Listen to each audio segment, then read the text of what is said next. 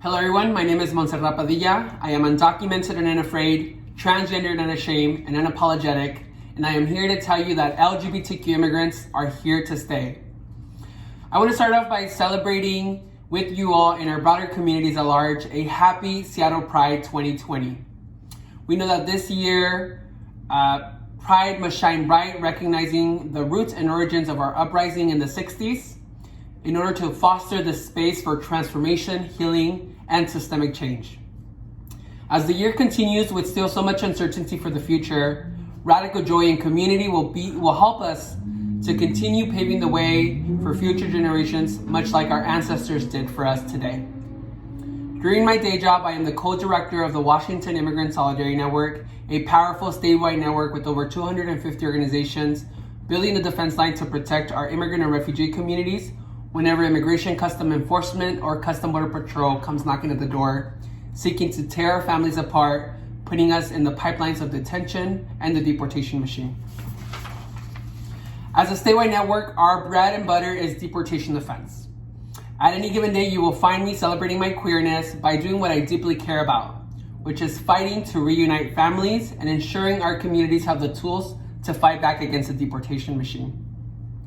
Last week, the court ruled that Trump's rationale for ending a powerful program that immigrant youth organized, fought, and won for, DACA, Deferred Action for Childhood Arrival, was an arbitrary and capricious ending of the program, which would cause unnecessary harm to immigrant communities who continue to contribute at every aspect of our fabric as a country.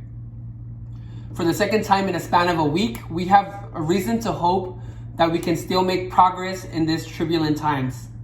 On the heels of the Supreme Court's decision affirming non-discrimination protections for LGBTQ people nationwide, this decision on DACA further bolsters morale at a time when it can feel challenging to remain hopeful.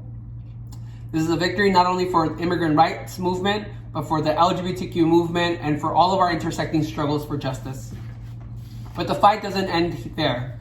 Today, thousands of our undocumented communities here living in Washington State have intentionally been left out of federal and state safety net programs, impacting their livelihoods under this global pandemic, which has impacted everybody's way of living.